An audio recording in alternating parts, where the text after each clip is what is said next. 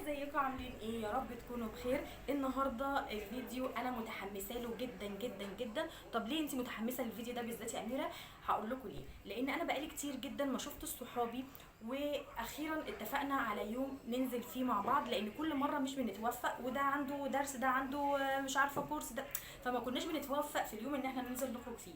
النهارده الحمد لله قررنا ان احنا خلاص هنتقابل وهنقضي يوم مع بعض، وهنخرج وهناكل وهنعمل كل الحاجات اللي احنا بنحبها. فلو انتم مهتمين اليوم هيمشي معايا ازاي وشوف هنعمل ايه، تابعوا معايا لاخر الفيديو. بس قبل ما نكمل، لايك وشير وسبسكرايب وتفعيل رمز الجرس، اوعوا تنسوا عشان يوصلكم كل جديد انا بقدمه. وتعالوا شوف هنعمل ايه في اليوم ده كله، وهناكل ايه وهنلبس ايه. يلا بينا نبدا الفيديو. وزي ما انتوا شايفين طبعا نزلت قبلها بيوم اعمل مشترياتي. قلت اتسوق بقى، ما انا مش هينفع ادخل عليهم وايدي فاضيه. شوفوا الكوسه الصغننه، انا بحب حجم الكوسه ده جدا، فرحانه وانا بشتريها، كنت فرحانه جدا. وكمان اشتريت جبنه ومايونيز، وهقول لكم ليه دلوقتي. وكمان اشتريت بتنجان، شايفين حجم البتنجان قد ايه؟ بحب الحجم ده جدا، بيبقى في الاكل روعه. وكمان اشتريت فلفل اللي هو المكبب ده عشان احشيه. ومش بس كده، انا كمان جبت فلفل من الطويل زي ما انتوا شايفين كده علشان احشيه، بيبقى في الحشو ممتاز وطعمه خطير جدا، وفعلا عجبهم قوي. وطبعا اشتريت السمبوسك، ما ينفعش اخش على اصحابي من غير السمبوسك او السمبوسه زي ما انتوا بتقولوها. هقول لكم دلوقتي هعمل بيها ايه. طبعا انا قبليها بيوم طبعا، والخضره ما اقدرش، يعني دي الخضره دي عشقي، بفرح جدا لما بلاقي الخضره قدامي، بحب اشتريها حتى لو مش هعمل بيها حاجه. وطبعا عشقي الاول والاخير هو النعناع، بحب ريحته جدا وبحب ادخله في المحشي وبدخله في اكلات كتيره جدا انا بعملها. ريحته رهيبه لدرجه ان انا حابه ان انا اشتغل وهو موجود. فقلت لا، املك كوبايه ميه واحطه، بيديني طاقه ايجابيه كده وبيديني، والريحه بتاعته بتبقى قلب المطبخ، فحاجه تحفه. وحتى انا بقول لكم ده روعه. بس هنرجع بقى نشوف الخضره. بص جايبه كميه خضره يعني مهوله، عشان انا بحب الخضره الكتير في المحشي، وطماطم وبصل طبعا. وطبعا كنت نقع الفراخ، ومن يعني من قبليها فكيتها ونقعتها علشان اسيبها على بال ما اخلص وابتدي اجهز المحشي، واجهز الكوسه ان انا ابتدي اعملها على التقوير. سبت الفراخ طبعا تتنقع، ورحت ماسكه الكوسه غسلها غسله محترمه جدا، لان كانت مليانه رمله، فطبعا لازم اغسلها واحده واحده، وبعدين انضف يعني اسيب الميه عليها، وهكذا وهكذا. شوف زي الفل، لو شايفين فل اهي. فهبتدي ان انا اقطع القمع اللي فيها، وكمان اجيب المقوره. المقوره دي ممتازه يا بنات، اللي هي التخينه دي بتنجزني حرفيا. وطبعا زي ما انتوا شايفين مسكت بالسكينه القمع اللي فوق واللي تحت علشان ابتدي اجهز الكوسه ان انا احشيها. طبعا سليم ما سكتش، هو يسكت؟ ده هو من ساعه ما مسكت دخلت المطبخ وهو مش ساكت. مامي احشي معاكي، مامي اقور معاكي، مامي اعمل معاكي، اساعدك. شوفوا يا جماعه المقوره، شوفوا يا ابني اسكت، يا ابني يا حبيبي اسكت. ما فيش بقى، انا كل يعني بشتغل وقلت له اسكت، دي اكتر ما اشتغلت اصلا. يعني ربنا يهديه ويصلح حاله، ده ابني سليم ده، ربنا يخليه لي يا رب. بس بدأت طبعا اجيب الكركديه طبعا، لان انا طبعا مقاطعه اليومين دول الحاجات الساقعه او المياه الغازيه، مش حباها، يعني نظرا للظروف اللي انتوا طبعا فاهمينها. مسكت الكركديه غسلته غسله محترمه طبعا علشان اعمل ازازه. فعلا بتفرق معايا جدا، بحب الكركديه انا اصلا، يعني مش عشان احنا مش في رمضان ما نشربش كركديه، لا هنشرب كركديه، ما احنا يعني هنقعد من غير ما نشرب حاجه ساقعه؟ لا، اتصرف، الجيش قالك اتصرف. المهم رحت ماسكاه غسلاه غسله محترمه، ومليت ميه وحطيت السكر، وهحطه على النار علشان اسيبه يغلي على النار على بال ما اخلص بقيه الحاجه اللي ورايا. وحطيته على النار زي ما انتوا شايفين كده، وهرجع تاني لمرجوعي اللي هو بس يا سليم، بس يا ابني اسكت يا ابني. مفيش برضو، لازم اخليكي يا مامي ما تقعديش تعملي حاجه كده متهنيه بيها. المهم طلعت البتنجان غسلته برضو غسله محترمه طبعا علشان ابتدي ان انا اقوره هو كمان.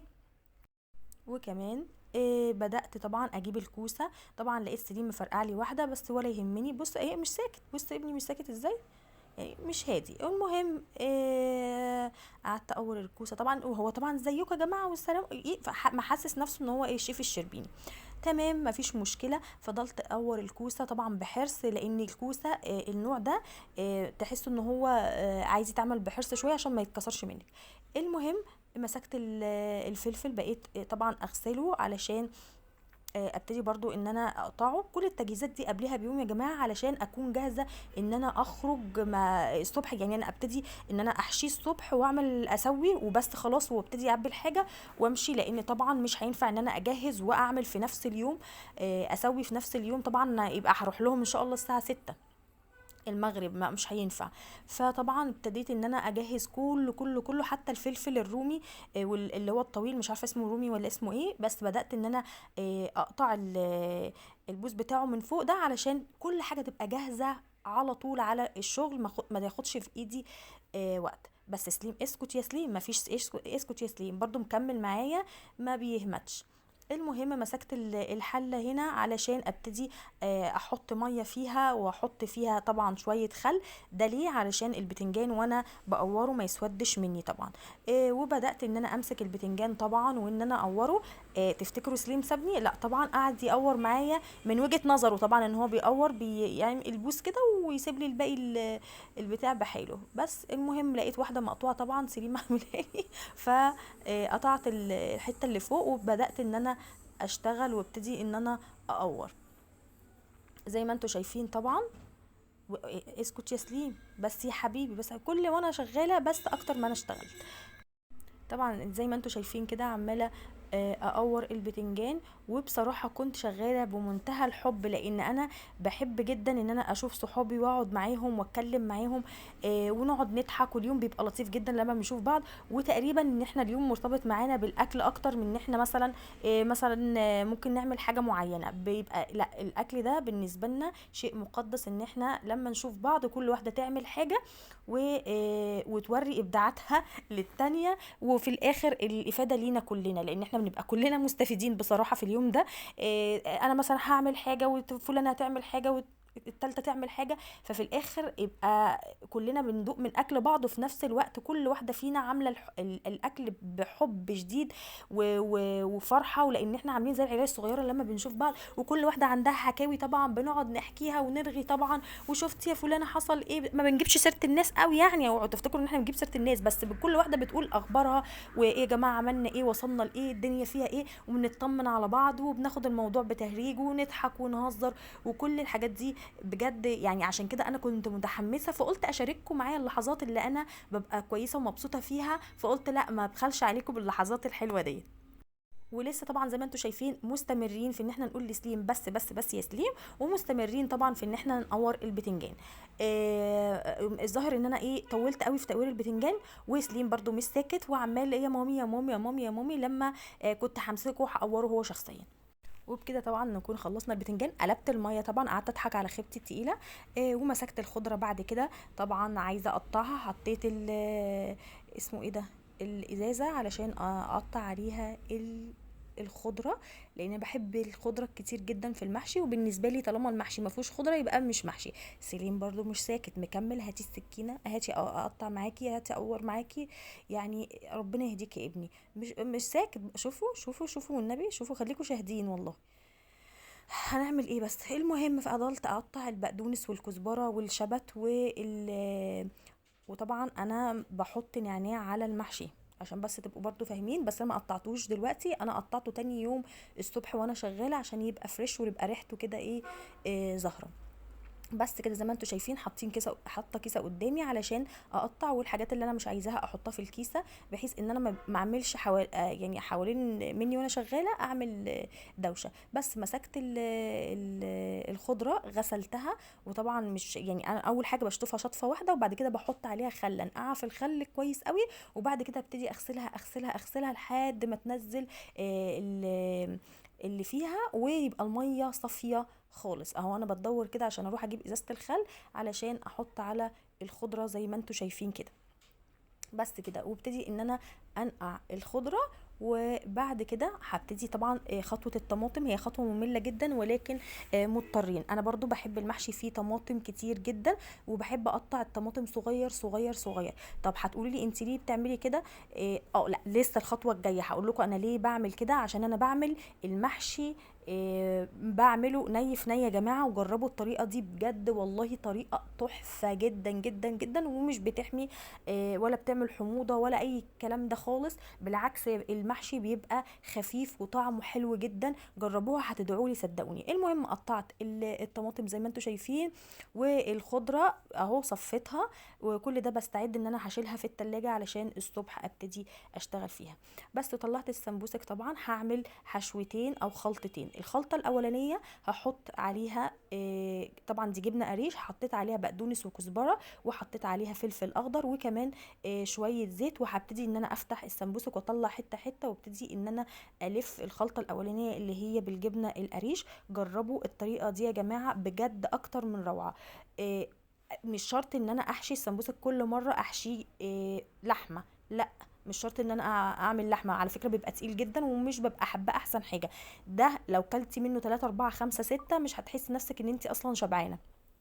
بس بدأت احشي واحدة واحدة، واحط في طبق، وافصل الخلطة الاولى عن الخلطة التانية علشان اقدر اميز بينهم وانا بقلي، وكمان اعرف وانا برصهم ايه ده. هنا ايه الخلطة دي بالجبنة، والخلطة التانية هقول لكم بايه، بالحمص.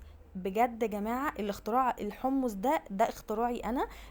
انا اللي منفرده بيه، ودوقته قبل كده لاصحابي في رمضان، عجبهم جدا جدا لدرجه ان هم قالوا لي ادينا الطريقه، لان فعلا طلع طعمه اكتر من رائع. انا بحبه اكتر من اللحمه، خلي بالكم. ولسه مستمرين في ان احنا نحشي الخلطه ام جبنه لحد ما تخلص لاخرها. وبكده خلصنا الخلطه ام جبنه الحمد لله. تعالوا بقى ياسلين بسكوت، ياسلين بس مفيش بس. المهم حطيت الحمص، طبعا ده كان مسلوق من قبل كده، حطيت عليه مايونيز، حطيت عليه زيت، حطيت عليه فص ثوم، حطيت عليه بقدونس، وحطيت كزبره وفلفل اخضر وشويه شطه لو انتوا حابين. مش حابين خلاص يبقى كفايه كده. وابتدوا احشوا. طبعا انا اوعى انسى اقول لكم ان انا حطيت مايونيز، لان هو ده التركه في الموضوع اللي بيخلي طعم السمبوسك بالحمص في حته تانية خالص. طبعا لو عندك مستردة وعايزه تحطي مستردة حطي، لو عندك كاتشب وبتحبي الطعم حطي، لو عندك جزر مبشور حطي. اي حاجة بتتحط على الخلطة دي فعلا بتخلي الطعم في حتة تانية خالص. بجد انا حباها جدا جدا جدا، ولو جربتوها صدقوني هتدعولي وهتبطلوا تعملوه باللحمة المفرومة اصلا. اللي لما جربت الطريقه ديت انا جات لي كده في خيالي وانا واقفه في رمضان مره، فقلت لا لازم اخترع، مش هينفع كده. الحبه الاخر دول طبعا زي ما انتم شايفين سريم واقف تحت رجلي يقول لي اديهم لي يا ماما، اديهم لي يا ماما. يعني تحفه جدا. لو ممكن تعتمدوها زي سلطه. طبعا ما سيبش المطبخ كده، لازم اروق ورايا طبعا علشان المطبخ ما يبقاش زي راس المجنونه. فلازم طبعا كل حاجه انا استخدمتها ارجعها مكانها واغسل حواليا عشان ابتدي في الحاجه التانية. بس بدات اتبل الفراخ زي ما انتم شايفين. طبعا حطيت بصل مبشور، حطيت ملح، حطيت فلفل، حطيت بابريكا، حطيت فلفل بقالي يعني مش كتير، وحطيت زعتر، وحطيت ملح طبعا وفلفل. تبلتها كما قال الكتاب زي ما انتوا شايفين. وهحط طبعا عليها زيت طبعا علشان اسيبها تتبل من بالليل، عشان ده بيفرق في الطعم جدا. حطيت شويه قرفه على فكره، دول شويه قرفه بس ما كترتش برضو عشان ما يغيرش الطعم قوي. وحطيت كركم، وحطيت بصل بودر وتوم بودر عشان ما انساش برضو لان انا ممكن انسى. الطريقه دي يا بنات جربوا الطريقه دي فعلا تحفه. هتقولوا لي طريقه ايه؟ ما احنا كلنا بنعملها كده. لا، ما انا هقول لكم انا بسويها ازاي بقى. هنا طبعا خلصت الفراخ وبدات حطيتها طبعا في التلاجة. بدات ان انا اعبي الكركديه لما غلى وسبته يستهدى كده شويه. بدات ان انا اعبي الكركديه في ازازه علشان ادخلها في الفريزر من بالليل علشان تبقى متجمده، علشان تبقى ساقعه طول النهار، ما نحسش ان احنا بنشرب حاجه سخنه. بكره بقى نكمل زي ما انتوا شايفين. صباح الخير صباح الفل، شربت الشاي، عملت فطرت، فبدات ان انا ابتدي اجهز في المحشي وابتدي ان انا احشي. زي ما انتوا شايفين كده عملت الحله، فرشت اسمه ايه ده اللي هو ايه قلب الكوسه، حطيتها مع البصل علشان اعمل ارضيه علشان طبعا الكوسه او المحشي ما يتحرقش. بدات ان انا احط الرز عليه، البصل عليه، الطماطم عليه، فلفل اخضر، قطعت 3 قرون فلفل اخضر. فعلا انا بحب المحشي يبقى سبايسي كده، ما احبوش مش كده عشان ما بيبقاش ليه طعم. بدات ان انا احط سمنه، شويه زيت طبعا اهم حاجه. بدات احط مكعبين مرقه دجاج علشان بيدوا طعم المحشي بيخلوه في حتة فعلا تانية، وفلفل اسود وملح طبعا. وبدأت هنا ان انا احشي.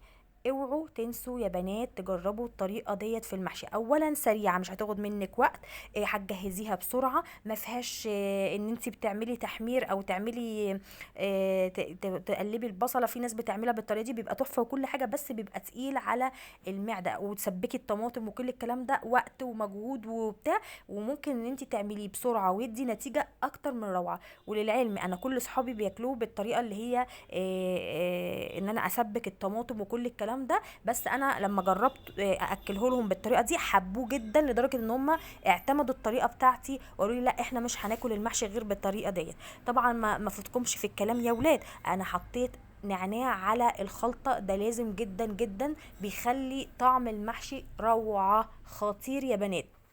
وزي ما انتم شايفين وقفت احشي الكوسه. اول حاجه احشي طبعا الحمد لله كان الوقت ده سليم ما كانش معايا، طبعا كان نفسه، بس انا قلت له لا صدقني احنا ساعه صبحيه مش هنقدر نعمل كده في نفسنا، فبالراحه يا سليم علينا، الله يكرمك خليك زي ما انت. وبدات ان انا احشي الكوسه. وطبعا يا بنات عايزه اقول لكم التركيه، ان وانت بتحشي الكوسه او بتحشي اي نوع محشي لازم تمسحي المحشيه من بره، علشان ما يبقاش فيها تكتلات رز، بيدي منظر مش حلو خالص في المحشي، وبيبقى معجن، تحسي ان هو معجن، ما تحسيش ان هو الصبع الكوسه الصبع بصبعه، فما او كده يعني، مش عارفه اقولها لكم ازاي، بس ايه المهم ان انت تمسحي المحشيه نفسها. زي ما انتم شايفين كده انا خلصت حشي خلصت حشو البتنجان والكوسه، وبدات دلوقتي بحشي في الفلفل الطويل. مش عارفه لسه حشيت سليم طلع، شفتوا انا كنا بنقول يعني الحمد لله هنعمل ايه. بدأنا نحشي. طبعا خلصت المحشي وخلصت خلصت المحشي، خلصت الكوسه وخلصت الفلفل.